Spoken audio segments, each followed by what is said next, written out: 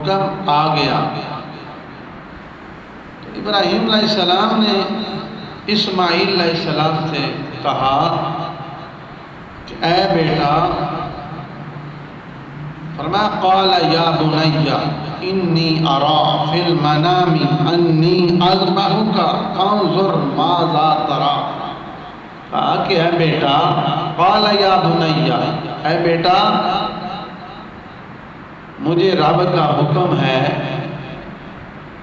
میں نے خواب دیکھا ہے تمہیں ذبح کر رہا ہوں، رب کا حکم ہے کہ مجھے رب فرما رہا ہے کہ اپنے میرے رستے پہ اپنے بیٹے اسماعیل کو قربان کر،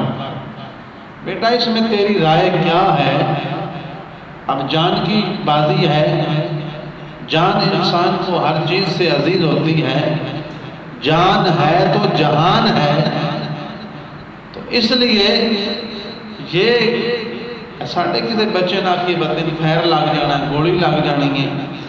یا تیری دھونی تے پترہ چھری چلا لانا، میرا خیال ہے ساڑھے پتر نماز آکھیوں نہیں پڑھ دے یا کوئی نیکی دا کام آکھیے تے او نہیں کر دے، جڑے کام میرے سوکھے او چھڑنے واسطے نہیں تیار، تے چھری چلانا تے ایک بڑا اوکھا آخری منزل ہے، بڑی مشکل ترین منزل ہے کہ بیٹا ایو جہاں امتحان پاس کرے۔ تو ابراہیم علیہ السلام نے جدوں یہ کیا کہ میں نے رب دا حکم ہے ذبح کر، بیٹا ہن تو دس تیری کی رائے، تیرا کی خیال ہے؟ تو حضرت اسماعیل بچپن دی عمر فرمایا یا ابت افعل ما تؤمر ستجدنی انشاءاللہ مع الصابرین، ابا جان جو رب کا حکم ہے، یہ قرآن کہہ رہا ہے، یہ وہ الفاظ جیڑی پیور پترے دی گل ہوئی ہے، رب نے وہ قرآن دے اندر وہی بنا کے نازل کی تھی، جیڑی باپ اور بیٹے دی آپ پہ چلنا ہوئی ہیں، رب نے اس نے قرآن بنا کے قیامت تک یہ لوگوں سنایا جا رہا ہے کہ ایک ایو جاوی میرا خلیل ہے جس نے پترے دی قربانی دی بھی پرواہ کی تھی نہیں ہے، بڑے پیارا بڑھیا ہویا ملیا، بیوی بھی بوڑھی باپ بھی بڑھاپے دی عمر 100 سال دے قریب عمر، تو پھر بڑا پیار بڑی محبت، اور اس محبت دے درمیان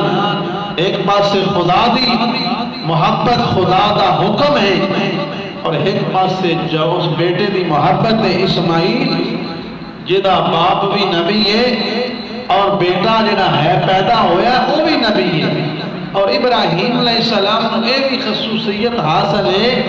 کہ آپ تو بعد جتنے نبی پیدا ہوئے سارے آپ دی ہی نسل جو پیدا ہوئے، آپ دی ہی اولاد بچوں جتنے بھی نبی آئے جیڑے آپ تو بعد آئے، سارے نبی ساڑھے نبی سمیت سارے نبی ابراہیم علیہ السلام دی اولاد بچوں ہیں۔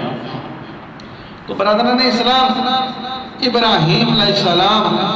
نے مشورہ جدو کیتا اپنے بیٹے نہ رائے پوچھی، فرمایا کہ باجان جو تو